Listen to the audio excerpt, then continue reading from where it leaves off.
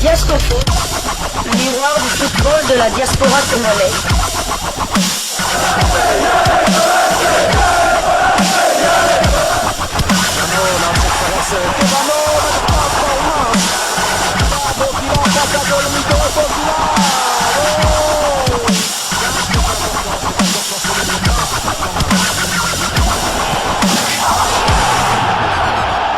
Diasco Foot, le miroir du football de la diaspora congolaise. Vous êtes sur Diasco Foot, le miroir du football de la diaspora congolaise. Diasco Foot vous dit bonjour, tout le plaisir est pour nous de vous retrouver, mais surtout de savoir que vous êtes nombreux en train de suivre votre chaîne YouTube dédiée uniquement aux footballeurs de la diaspora congolaise. Joué à deux, ce corner, Klaus en retrait, Kondogbia qui laisse à Chancel Mbemba, la frappe de Mbemba. Une frappe furieuse de Chancel Mbemba. Il libère la passion du Vélodrome. C'est l'heure de partager avec vous quelques news que nous avons pu récolter pour vous, des news concernant certains de nos internationaux ou des binationaux qui se sont illustrés dans leurs clubs respectifs. Et cela dans le cadre de cette troisième livraison sportive de ce vendredi 3 mai 2024. Une livraison qui nous emmène du côté de la France. Il a fait son retour et un retour salvateur du côté de l'Olympique de Marseille. Chancel Mbemba ne s'est pas loupé. Lui qui avait bien intériorisé le message du président de la République française qui avait lancé un message à Chancel Mbemba devant le président de la République démocratique du Congo, Fachi Béton. BI Soccer nous fait le résumé de cette rencontre qui a opposé hier jeudi dans le cadre de la demi-finale allée de l'Europa League entre l'Olympique de Marseille et l'Atalanta Bergame. BiSoccer.com titre: l'OM devra l'emporter à Bergame pour disputer la finale à Dublin. Dans un vélodrome des grands soirs, l'Olympique de Marseille et l'Atalanta Bergame se sont neutralisés sur le score d'un but partout suite à des buts de Skamaka et Mbemba. La qualification pour la grande finale de la C3 à Dublin se jouera jeudi prochain. L'Olympique de Marseille n'a cette fois pas pu profiter d'un vélodrome en feu pour enflammer la rencontre et prendre une bonne option pour la qualification en finale. Mais tout reste à faire. Pourtant bien muselé par Balerdi jusqu'à sa sortie à l'heure de jeu, l'inévitable Gianluca Scamacca, auteur de 16 buts cette saison, a rapidement ouvert le score en alignant parfaitement Paul Lopez suite à un oubli de marquage de la défense marseillaise. Un but qui a refroidi le vélodrome mais qui n'a pas découragé les Marseillais. Quelques minutes plus tard, c'est le meilleur buteur des défenseurs, Chancel Mbemba, qui est venu égaliser avec l'aide du poteau d'une magnifique frappe lointaine. Aubameyang, meilleur buteur de la compétition, aurait pu doubler la marque s'il avait remporté son duel avec le gardien italien suite à une belle ouverture de Harit juste avant la mi-temps. En seconde période, l'OM a continué d'attaquer jusqu'à croire avoir fait le plus dur pendant quelques secondes avant que l'arbitre n'annule logiquement le but d'Ismaïla Sarr suite à une position de hors-jeu du passeur Luis Enrique au départ de l'action. Unai, sur son premier ballon, a bien failli marquer un but aussi magnifique que décisif, mais sa frappe en glissade est venue s'écraser sur la barre du portier de l'Atalanta. Si les Olympiens ont eu de nombreuses occasions, ils peuvent ressortir frustrés mais satisfaits d'encore avoir leur destin en main pour se qualifier pour la grande finale du 22 mai. Pour cela, il leur faudra créer l'exploit et s'imposer en terre. Bergamasque jeudi prochain au G8 Stadium. Donc Chancel Mbemba Mangoulou qui fait un retour salvateur. Décidément, l'international congolais manque à cette équipe de l'Olympique de Marseille. Son expérience a joué aussi. Il marque là d'une très belle frappe à l'entrée de la surface de réparation. Je crois que c'était suite à un corner. Chancel Mbemba a trompé le portier de Bergame et la réaction était tout aussi belle parce que c'est venu juste 10 minutes après l'ouverture du score des Italiens qui avaient ouvert le score à la 11 11e minute de jeu, Chancel Mbemba, cet article le dit bien, hein, il est le meilleur buteur des défenseurs marseillais, mais peut-être même en Ligue 1, il faudrait que nous puissions vérifier. Comment avez-vous trouvé l'international congolais? Comme à son habitude, hein, il a été bon en général pendant toute la rencontre. Et pourtant, tout avait bien mal commencé. Hein. On peut dire que Chancel Mbemba est quand même fautif sur le premier but. D'abord, il perd son duel face à l'attaquant italien qui a marqué le but. Et puis ensuite, son mauvais alignement ne permet pas qu'il y ait hors-jeu et le joueur a marqué. Et comme il a du caractère, moins de 10 minutes plus tard, c'est lui qui égalise via une magnifique frappe de l'intérieur du pied, en dehors de la surface de réparation. Une frappe vraiment à la Dimitri Payet carrément, donc un joli but en dehors de la surface de réparation. Donc ça me rappelle aussi le match face à la Guinée. Hein. Il a concédé un penalty et puis moins de 15 minutes après, plus tard, c'est encore lui qui égalise pour remettre la RDC dans les rails. Et donc, encore d'une magnifique frappe, angle fermé. Tout à fait. Voilà, donc Chancel Mbemba a rattrapé son erreur. C'est la seule du match. Et puis là, il était intransigeant comme à ses habitudes en apportant le danger. Il aurait aussi pu marquer un second but. Il y a eu le gardien de l'Atalanta a fait une mauvaise sortie. La tête de Chancel malheureusement est passée à côté. Il aurait pu faire le doublé et donner la victoire à son équipe.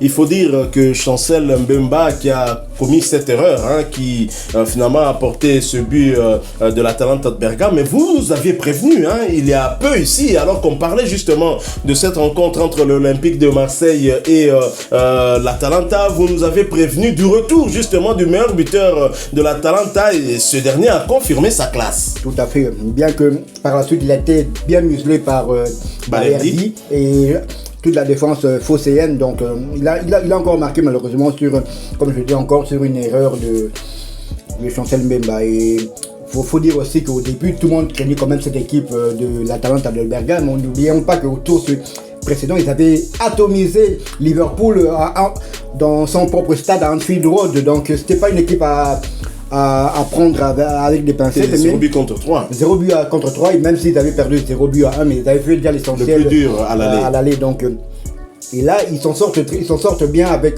ce match nul. Donc, tout restera à jouer lors du match retour la semaine prochaine. Et on espère que l'Olympique de Marseille, Chancel Mbemba joueront la finale. Tout reste à jouer, d'autant que la règle du but marqué à l'extérieur n'existe plus en Europe. Hein, et donc, c'est comme si les deux équipes ont joué une mi-temps, 0 but partout. Tout reste à faire lors de la seconde partie. Voilà donc. Tout à fait. Comme on dit souvent, les hommes peuvent mentir, mais les chiffres ne mentent jamais. Jamais. Donc, Chancel Mbemba, je vais vous donner quelques stats. Il a des chiffres hallucinants. Hein. Nous allons commencer d'abord. C'est le deuxième défenseur central qui a joué à l'Olympique de Marseille le plus prolifique. Le premier, c'est le Belge Daniel Van Buiten qui a marqué 15 buts en 98 matchs. Et Chancel Mbemba en est à 13 en 81 matchs. Van Buiten, le Belge ou l'Hollandais? Non, il est belge. Okay. Il est belge. Et Chancel Mbemba, il a 2 buts. Hein. Il en a 13 en 81 matchs. Comme on l'a dit aussi, Chancel Mbemba est le premier joueur congolais à marquer un but en demi-finale de l'Europa League. Donc, et ça les a noté, donc Guillaume Tabandi Liboso. Donc, il est le deuxième meilleur buteur de la saison de l'Olympique de Marseille, derrière Aubameyang. Donc, il est encore. Souvenez-vous, l'année dernière, c'était déjà lui le deuxième meilleur buteur de l'Olympique de Marseille, avec 7 buts, derrière Alexis Sanchez. Donc, c'est vraiment hallucinant. Et il vient de là avec 4 et il a marqué 4 buts. Il a marqué 4 buts en 12 matchs d'Europa League cette saison. Donc un but tous les 3 matchs. C'est carrément des statistiques d'un attaquant. En Europa League, un but tous les 3 matchs. C'est vraiment hallucinant. Il a marqué contre Brighton lors du 2-2 à Marseille. Il a marqué contre l'AEK Athènes lors de la victoire 2-0. Il a marqué contre l'Ajax, contre la victoire 4-3. Et là, contre l'Atalanta, un but partout, il a marqué un but. Tous ces buts ont été marqués au stade Vélodrome de l'Olympique de Marseille. Donc lui, en tout cas, il est motivé lorsqu'il joue à domicile. Je crois que le public marseillais le porte vraiment. Et dans l'histoire de l'Olympique de Marseille, Chancel est le défenseur ayant marqué le plus de buts en Coupe d'Europe. Il a marqué au total 6 buts. Donc cette saison, 4 buts cette saison. L'année dernière, en Ligue des Champions, il en avait marqué 2. Au total, ça fait 6 buts. Le deuxième, c'est le Nigérian Taiwo. Il a marqué 5 buts, mais lui en 6 saisons. Il a marqué 5 buts en 6 saisons. Donc, c'est pour Chancel en 2 saisons est déjà au-delà. Et le troisième, ex-aequo, c'est Gabriel Heinz, l'Argentais, et Basile Boli. 3 buts, dont un qui a donné la Ligue des Champions à l'Olympique de Marseille. Donc, je dirais même à la France. À la France, tout à fait. Donc, c'est des stats hallucinantes pour un défenseur. Et on est vraiment fiers de lui et toute la RDC est fière de lui. On est surtout content parce que le demi-dieu congolais revient. Il revient à point nommé. Il revient avant ce rendez-vous du mois de juin, du mois prochain, contre les Lions de la Teranga du Sénégal. Et Chancel Mbemba se signale. C'est un message qu'il lance aussi aux adversaires des Léopards de la RDC. Mais il faut rappeler également que Chancel Mbemba est aussi le deuxième meilleur buteur congolais lors de la dernière CAN. Le meilleur buteur congolais, c'était bien Yohan Wissa avec 2 buts. Et Chancel Mbemba a inscrit 1 but. Évidemment, il n'est pas le seul, mais dans les statistiques, puisque les chiffres ne mentent pas, il faut que nous puissions également le signaler. C'est un défenseur central dont on ne comprend plus où est-ce qu'il joue, parce qu'on le voit au milieu de terrain, on le voit en attaque, parfois il est positionné comme avant-centre et c'est magnifique. Et ce que j'ai aimé encore chez Chancel Mbemba, quand on lui a posé la question sur ce magnifique but qu'il a inscrit, cette belle frappe, on lui a demandé, mais vous nous avez habitués avec des buts de la tête, mais là cette frappe là, d'où elle vient? C'est Aubameyang, non, il est humble, notre international congolais. C'est le résultat de travailler avec Aubameyang dans les entraînements. Non, ça c'était un magnifique clin d'œil fait à notre ami, la légende africaine Aubameyang, à nos amis gabonais. Nous profitons pour saluer d'ailleurs Gaylor Kanga. À moins que vous ayez quelque chose à ajouter, nous allons poursuivre avec un sujet qui concerne tout aussi Chancel Mbemba Mangulu. Cette fois, nous allons parler du prix Marc-Vivien Foé. Vous le savez, Chancel Mbemba était en lice pour se succéder à lui-même. Mais finalement il s'arrête avant la finale, puisque les 3 finalistes sont connus et France 24 qui est co-organisateur justement de ce prix Marc-Vivien Foé avec la Radio France Internationale a publié justement la liste des 3 finalistes en titrant prix Marc-Vivien Foé 2024. Aubameyang, Ben Taleb et Hakimi sont les 3 finalistes. France 24 et RFI dévoilent les noms des 3 joueurs finalistes du prix Marc-Vivien Foé 2024 qui récompense le meilleur footballeur africain ayant évolué en Ligue 1 au cours de la saison 2023-2024. Le Gabonais Pierre-Emerick Aubameyang de l'OM, l'Algérien Nabil Ben Taleb de Lille et le Marocain Achraf Hakimi du Paris Saint-Germain se disputeront la couronne.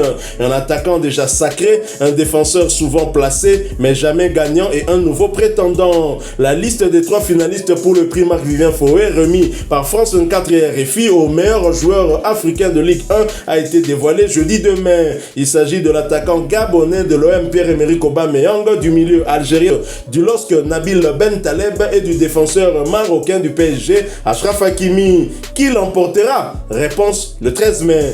Voici le portrait des 3 finalistes par ordre alphabétique. Pierre-Emerick Aubameyang, attaquant gabonais de Marseille, formé à Laval. Pierre-Emerick Aubameyang, passé par Monaco, Dijon, a fait les beaux jours de Saint-Etienne et de la Ligue 1 entre 2011 et 2013 avant de filer en Bundesliga du côté de Dortmund. Il a aussi foulé le pelouse de Première Ligue avec Arsenal et Chelsea. Celui qui a aussi goûté à la Ligue avec Barcelone est revenu sur le sol français en 2023 à Marseille. Pierre-Emerick Aubameyang a reçu le prix Marc-Vivien Foé en 2013. Ses statistiques en Ligue 1, c'est 31 matchs disputés, 14 buts inscrits, 8 passes décisives délivrées. Pierre-Emerick Aubameyang n'a malheureusement pas participé à la dernière CAN parce que son pays, le Gabon, n'était pas qualifié. Le deuxième joueur, Nabil Ben Taleb, milieu de terrain algérien du LOSC de Lille. Donc, c'est dans le club de sa ville natale que Nabil Ben Taleb évolue. Celui qui a passé plusieurs années chez les Allemands du FC Schalke 04 connaît bien la maison des Dogs, puisque c'est là qu'il a été formé lors de son parcours chez les juniors. Ce pur Lillois qui a admiré l'Ivoirien Gervinho ou le Belge Eden Hazard rêve d'emmener son équipe sur le podium de la Ligue 1 cette saison. L'international algérien fait en tout cas partie des cadres du LOSC. Ses statistiques en Ligue 1, c'est 23 matchs disputés pour 3 passes décisives délivrées. Ben Taleb a disputé la dernière CAN avec son pays, l'Algérie. 3 matchs disputés, élimination de Fenech au premier tour. Achraf Hakimi, défenseur marocain du Paris Saint-Germain, joueur cadre cadre de l'effectif parisien, Achraf Hakimi est souvent incontournable sur le côté droit de la défense. L'international marocain tire encore son épingle du jeu avec un nouvel entraîneur. Il est un élément essentiel du dispositif tactique de Luis Enrique cette saison. Passé par le Real Madrid, le Borussia Dortmund et l'Inter Milan, Achraf Hakimi a posé ses valises dans le club de la capitale en 2021. Ses statistiques cette saison en Ligue 1, c'est 24 matchs disputés, 4 buts inscrits et 5 passes décisives délivrées. Hakimi a bien évidemment disputé la CAN et tous les 4 matchs avec son pays, le Maroc, pour un but inscrit. C'était face à la République démocratique du Congo pour l'ouverture du score final, un but partout. Il a délivré aussi une passe décisive. Le Maroc a été éliminé en 8e de finale par les Bafana d'Afrique du Sud. Alors, les précédents lauréats, parmi lesquels on compte 2 internationaux congolais qui ont d'ailleurs disputé la dernière Coupe d'Afrique des Nations. Le dernier en tout cas à avoir remporté ce prix, c'est le capitaine des Léopards, Chancel Mbemba Mangulu, en 2023. Nous avons Seko Fofana, l'Ivoirien, vainqueur de la dernière CAN avec la Côte d'Ivoire, qui a remporté en 2022. Mais avant lui, en 2021, c'était Gaël Kakuta, notre international. En 2020, Victor Osimhen, le Nigérian de Naples. En 2019, Nicolas Pepe, l'Ivoirien. En 2018, Karl Toko Ekambi du Cameroun. En 2017, Jean-Michael Seri de la Côte d'Ivoire. En 2016, Sofiane Bouffal du Maroc. En 2015, André Ayou du Ghana. En 2014, Vincent Enyama du Nigeria. En 2013, Pierre-Emerick Aubameyang du Gabon. En 2012, Younes Belanda du Maroc. En 2011, Gervinho de la Côte d'Ivoire. 2010, c'était encore Gervinho. Et en 2009, c'était Marouane Chamak du Maroc. Voilà donc Chancel Mbemba qui a été éliminé, on peut comprendre, avec sa blessure qui l'a un peu éloigné des terrains. Il n'avait pas de chance et il faut dire aussi la vérité qu'avant cette blessure, Chancel Mbemba n'avait pas de chance face à son coéquipier Pierre-Emerick Aubameyang. Mais là, avec le but qu'il a inscrit, imaginez que Chancel Mbemba aille donner la qualification à l'Atalanta. On parlera de lui-même pour remporter le ballon d'or, je n'en doute pas. Il pourrait devenir le deuxième africain à l'emporter après George Weah, Mr. George. Voilà donc nous sommes arrivés à la fin de cette 3e livraison sportive de ce vendredi 3 mai 2024. Si vous l'avez aimé, laissez-nous un maximum de j'aime.